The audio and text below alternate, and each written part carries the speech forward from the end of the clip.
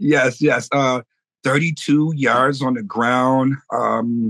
Third down, their offense was completely extinct. Just here to talk about, how near of well, it can never be perfect, right, for you, but, how ecstatic were you about the way your defense went out and played last night? Yeah, I would say two things really. The first being that the two areas we really wanted to make sure we took care of were really, when it comes down to it, Walker and Charbonnet. Specifically in the run game, our gut was that they were going to try to get them going, especially with McDonald out. And we made an emphasis of it all week. And the guys did a tremendous job. And then third down, that was definitely an emphasis for us that we talked about all week. Our guys have been pretty good, knock on wood, in 2-minute red zone, but we talked about situational football on third down. We had us having to be better. So they certainly took pride in that and got off to a good start. And then I'd say, like you're saying, like nothing's ever perfect. The one drive we gave up at the end of the game, there's some self-inflicted things in there and obviously some calls that I can do better with. But, that one kind of doesn't sit well with you. So, our whole thing was no more points, on the sideline, and the coaches were emphasizing that. So that's an area where we feel like, we can get better. I asked Coach McDermott earlier about the impact of Russell Douglas, but Baylon Spector, man, how stout was he, playing yesterday? Yeah, I mean, the thing that you had to deal with the Seahawks was their no huddle, their shifting, their check with me. We had a bunch of different things that they did, getting into empty, doing it out of. So your operation, as a defense was the most critical thing to start every play, getting us in the right thing, me getting the call in. And we had some things that we wanted to do based off what they were doing. And Baylon, it was funny, me and Al were on the plane talking about it. And Baylon did absolutely everything he had to do to put us in position to be successful. And that's a credit to him. And, he's one of those guys that he just keeps getting his opportunity, through availability. And he takes advantage of it almost every time. And it's a credit to him. And, we talked about trust, I think, last week, and he's definitely earned our trust as far as that goes.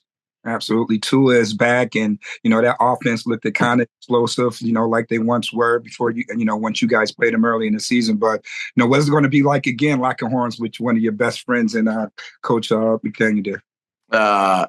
They do a great job every time we play them. It's certainly a challenge. They do such a good job. They have reasons for things they do. They can attack you different ways. So. Look forward to going against Mike again. Down with SFP. Have a great week. All right. See you, Mookie. Hey, Bobby. I asked some similar questions to Sean, but just wanted to get your perspective as well. First on Greg Rousseau, he had such a strong start to the game and has played well recently. What are you just seeing out of him this year as he continues to progress? Greg, a lot of two things I'd say. I've had the opportunity to work with a lot of really, really good players. And I think Greg's getting the mindset of the only person that can stop me is me. And that's really important. And whether that's factual or, fictional, whatever that is, but having that mindset consistently is really important. And then Greg executes.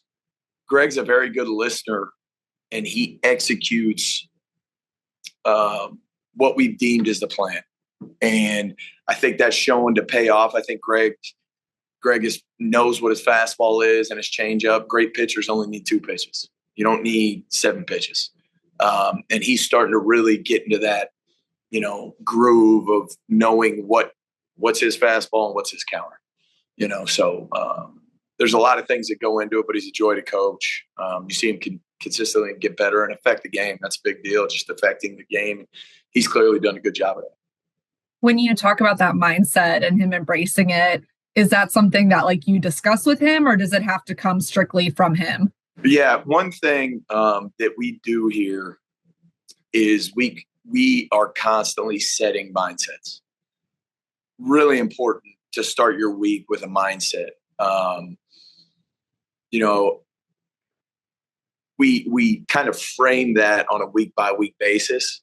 But when it comes down to the individual player, you really got to frame their mind of how powerful it is to believe in that you are the best in the NFL. You know, and who cares what the statistics say? Who cares, you know, what accolades you get, all those type of things. If your mind is framed in that manner and it's constantly reinforced, you know, it's very powerful. Found that over the years, and I'm not going to say I took credit for it. A player here who's a veteran, you know, talked a lot about that with me at one point when they got here, and totally bought into it. And then jumping to Taron Johnson, just since he's been back, what has his impact been, both, you know, from a football standpoint, but then also just kind of some of the intangibles? Taron's not a perfect football player. Taron's not, you know, we know the accolades he's gotten, but I was watching the film on the plane, and I was just like, this dude is a dog. I mean, he is a dog. He can fit the B gap. He can cover a wide receiver man to man. He can blitz, tackle the running back in the flat like we saw early. And, you know, I mean, you look at his stiff arm tackle he had when the running back bounced the one run to the defensive right. I mean, guy's a dog, you know, and I'm not setting expectations for him. I'm just saying what he's putting on tape, you know. So very intentional player, very prideful, and he plays the game the right way. He plays the game the right way. Awesome. Thanks, Bobby. You got it. Hey, Bobby, I know you just touched on the concentration of wanting to stop their running game, but the last 2 weeks, you guys have really done a nice job. I mean, yards per carry against compared to maybe some games early in the year. What has really been the difference the last 2 weeks, maybe versus leading up to this point? Yeah, I mean, I think a little bit of it is, you know, I won't take it game by game, but there's a little bit of, I guess, with some of the teams we played, it's interesting. Like with some of the teams we played in the past, there was a little bit of change of scheme, and it's not an excuse. But there was a little bit of an adjustment period in there, and some fundamental things that we had to do better. Where if one guy is just where he's supposed to be, we don't have the results that we have, right? And, you know, the one game we start with an 87-yard run, that's going to kill your yards per carry. Yeah. You know, so there's a lot of different factors that go into that. But I would say the consistency over the last couple of games, I think even if you go back to Houston, where our yards per carry was pretty good, you know, I think it's just guys doing their job and understanding how the puzzle fits together, you know, and what certain formations mean, what do they like to do with this style of running back. But so there's a lot that goes into it. I can't pinpoint it. We just put an emphasis on it. And sometimes it's as simple as going back to the fundamentals, Sal. And really, like we talked about earlier, kind of setting that mindset of this is what they're going to try to do, and we have to stop it. So, and then if my numbers are right, looking at the snap counts, it looked like you were in dime maybe 35, 40% of the game yesterday. Cam came in quite a bit. I know you play a lot of nickel, mostly nickel. You played a lot of dime this year. It seemed like you were more dime heavy yesterday. I know they were down a little bit, but that might have played into it. But you kind of just talk about the philosophy of going to that package and having those guys have to kind of fill their roles.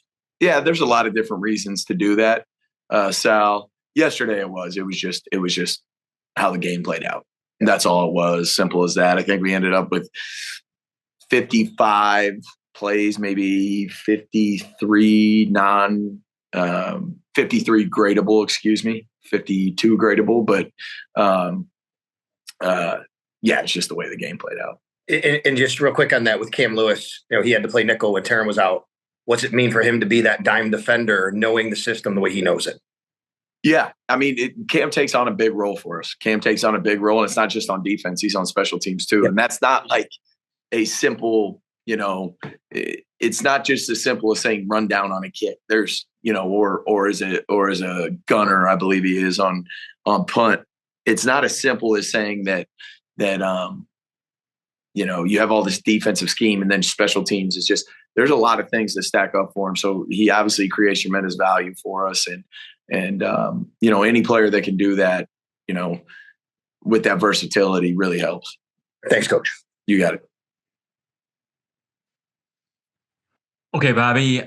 Mark Vaughn from the Buffalo News. Just what do you think about your cornerbacks tackling yesterday and the season so far? Specifically, obviously you mentioned Taron, but Taron, Rasul, Christian, and even Cam.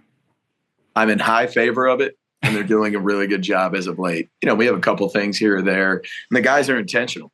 The guys are intentional about it, and you never want to put bad stuff on tape. And we have a standard here where our corners are going to tackle. You might watch in the NFL, some corners that we're going to show up in the run game. That's what we're going to do. And it's been like that since I was with Sean in Carolina. And that's what we're going to do. And it's hard for you to play here at corner if you will not tackle. Yeah. And then just as a quick follow-up, obviously, not to take anything away from the coaching, which you certainly do work on that, but the priority that the whole organization has in identifying that. You knew Taron was a great tackler when you drafted him, and Christian too. Just kind of like how much of it is, you can improve it, but you got to kind of have it first. What do you think about that from a player acquisition standpoint? Yeah. You're either willing or you're not willing. Like, I look at it like this. When it comes to tackling, you're either willing or you're not willing. And if you're not willing, you can't play. Like, you can't for the Bills. Maybe you can somewhere else. And then you look at it, the type of tackler they are. Are they an efficient tackler or are they an inefficient tackler? If you have an efficient tackler, you're in a good spot. Willing and efficient, there you go. And by efficient, it's do they get them on the ground? That's it. End of story. That's what tackling is. You get a player on the ground and the play ends. And then if you have the inefficient tackler, now you can really look down at it and see, maybe, athletically, are they capable? Or athletically, are they capable? And not a great athlete. Well, if they're inefficient, I don't know how much better they're going to get at it. And then you look at it, well, they're athletic. So now I can take this, I can mold it. There's a few technique things, and now we're really cooking with gas. So that's kind of the way I look at it when I evaluate. But yeah, the number one thing is the willingness of a player to tackle. It is called tackle football. It is called tackle football. Thanks. You got it. Hey, Bobby. With this week, I was curious how you kind of view Vaughn coming back and reintegrating him into the defense, and just what does that look like from your perspective? Yeah, I don't think we'll skip a beat. Obviously we'll see how the week of practice goes, but we'll pick it up right where it left off. And just from getting him back, just what does that do for the defense overall? Yeah, obviously Vaughn's going to be wearing a gold jacket. He was off to a good start, and we'll see where he's at. I know he's been working, and we'll see where he's at. We'll get a good feel for it. And obviously, the more effective pass rushers you can have, the better off you're going to be. And then I was just curious on a completely different note. I asked Sean how he kind of evaluated your play calling through 8 games. And I was curious to ask you about, he said good things, but I was curious to ask you how you would evaluate your play calling through 8 games, and maybe anything you learned or picked up on, or how you feel like it's been going. Yeah. You get better every time you do it. I would give myself a D, because that's the way I am on myself. And, I can always get better. Once you stop looking for growth, you end up, failing, so I want to make sure I continue to grow and look at the way we're going about it. And, there's so much more in play calling than it is just a call play. It's understanding what the offense is doing, how they've adjusted, how can I get the players going? How can I help get a player, in a position to where they can be successful? There's so much that goes into it that I'm learning that Sean's been a great resource for. Awesome. Thank you. You got it.